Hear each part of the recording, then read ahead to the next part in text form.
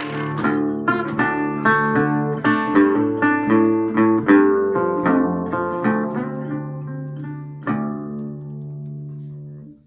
everybody, it's Martyn from the Washboard Resonators, and on this week's YouTube video it's another guitar story, and this time I'm featuring this fantastic 1935 National Duolian which has lost its paint.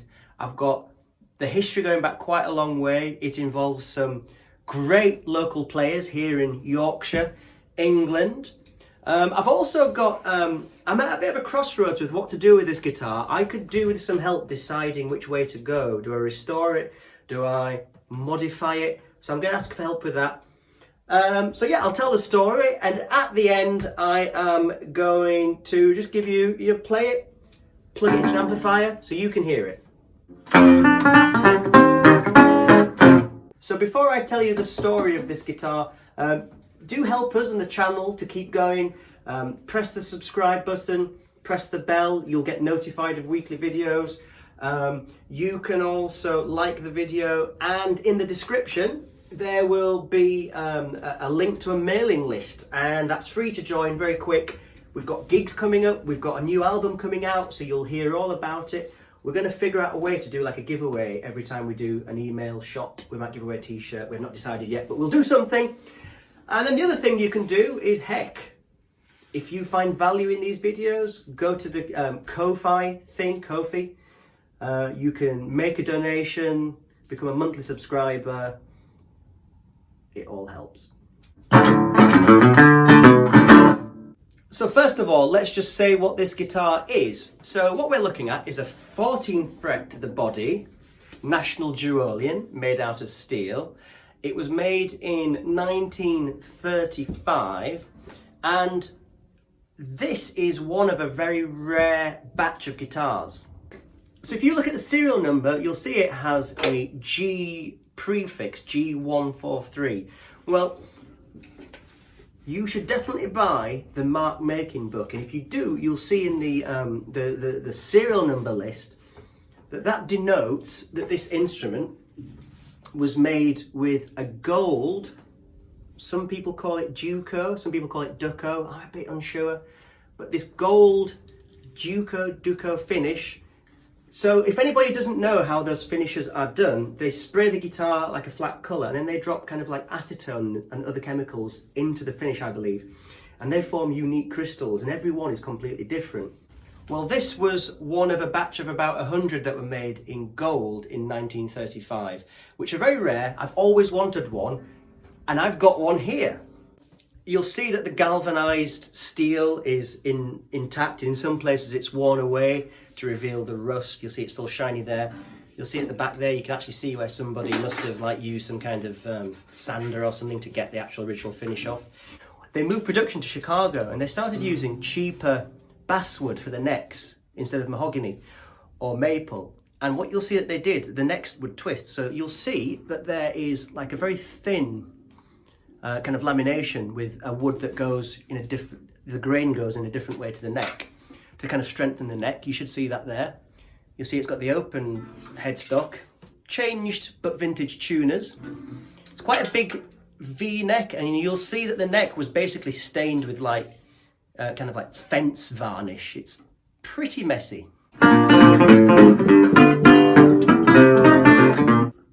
So the story is thus. I bought this guitar in September of last year, which would have been 2020. And I bought it along with this 1929 mandolin. And a friend of mine, Dick, he was selling a few bits to help do some restoration work on his vintage VW camper van, and I had played this guitar about a year earlier, and I had thought about it quite a lot. So I'd gone to see Dick about potentially buying a wood body National Duolian, and he had a lot of very nice instruments. And he got this out, and I played it, and I just thought, this is an amazing sounding instrument.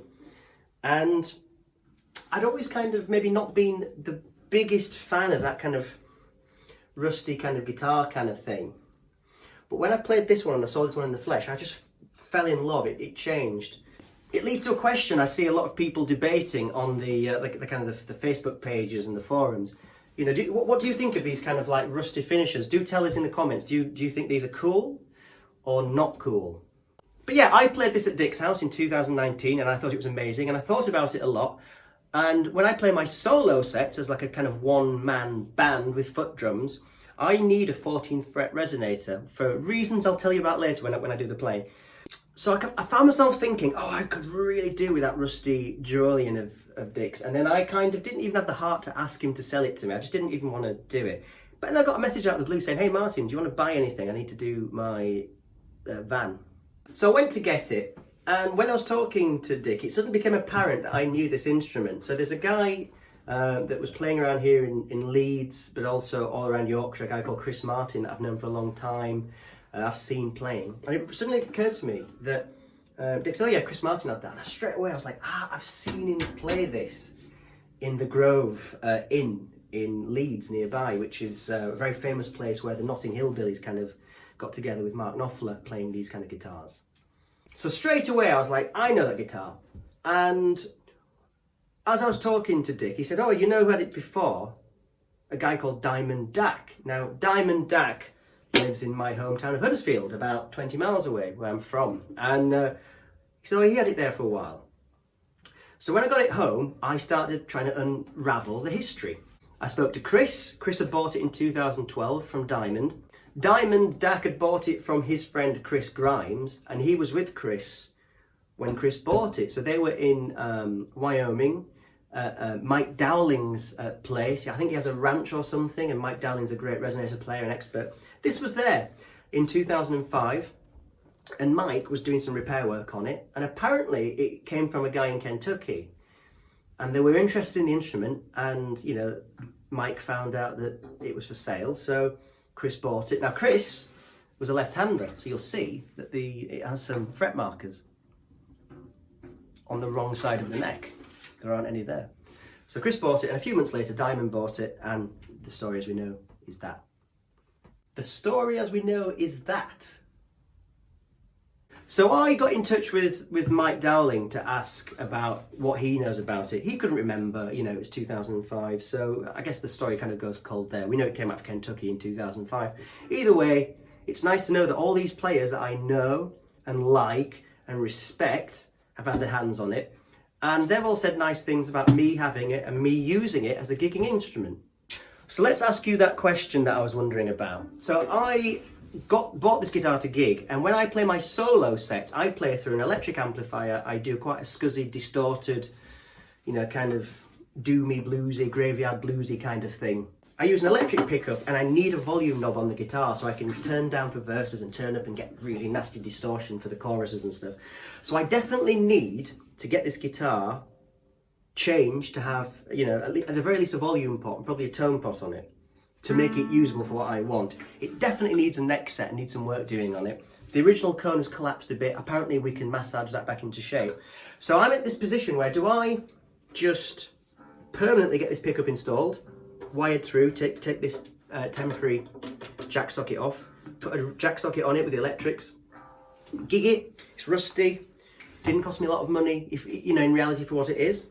Or do I restore the guitar and not change it permanently? There's a guy called Rick Besser who does restoration work on Nationals, and in particular the finishes, and he can replicate the old Duco finish perfectly. So he could make this gold again. Now I spoke to him and I got a quote, and it's doable. But that's the kind of quandary that I have. I've put off taking this to get the work done because I'm still unsure what to do. I just don't know. What do you think? Put in the comments. Do I change it to be a fully gigging guitar and just keep it with all this patina that it's earned since the 1930s? Or do I try and restore it and someone's got to try and sort out these naffed up corners and all the naffed up edges and the dents that are in the body, and try and take the dents out and refinish it? So I'm just in two minds. I don't know what the right thing to do is. I think either's good, but your help will really help me. Well, think it's time that we played it a little bit for you so you can hear the sound properly. So the first thing is I have 16s on this and I have the guitar tuned down a step. This is because when I do my solo kind of one-man band stuff, I want to have a little bit more of that kind of low frequency response that fills the sound out.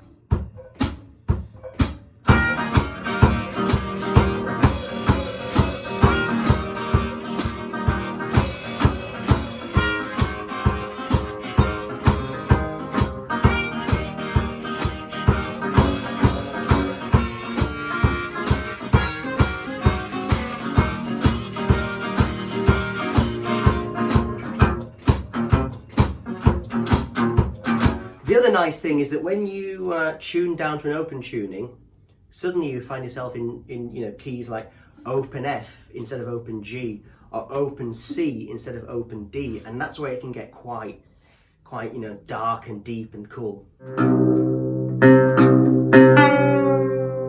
So here we go. I've got it in open C now.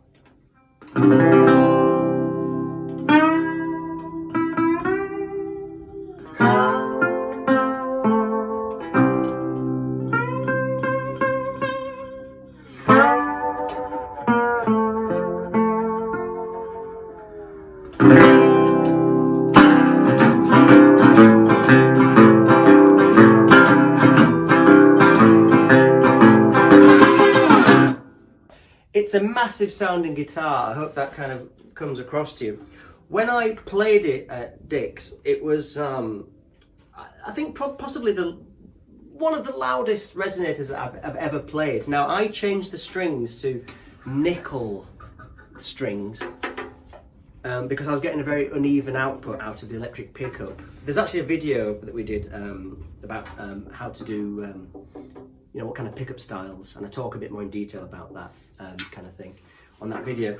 But I changed these strings to suit the electric pickup, and actually the nickel strings against the phosphor bronze acoustic strings, they do give a different sound. So it's maybe not quite as loud or as quite as middly as it was, but it's still, it's a damn sight warmer.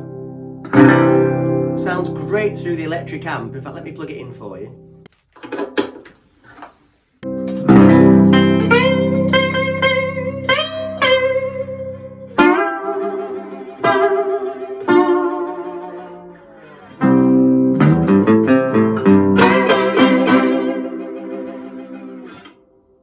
Let's get it distorted.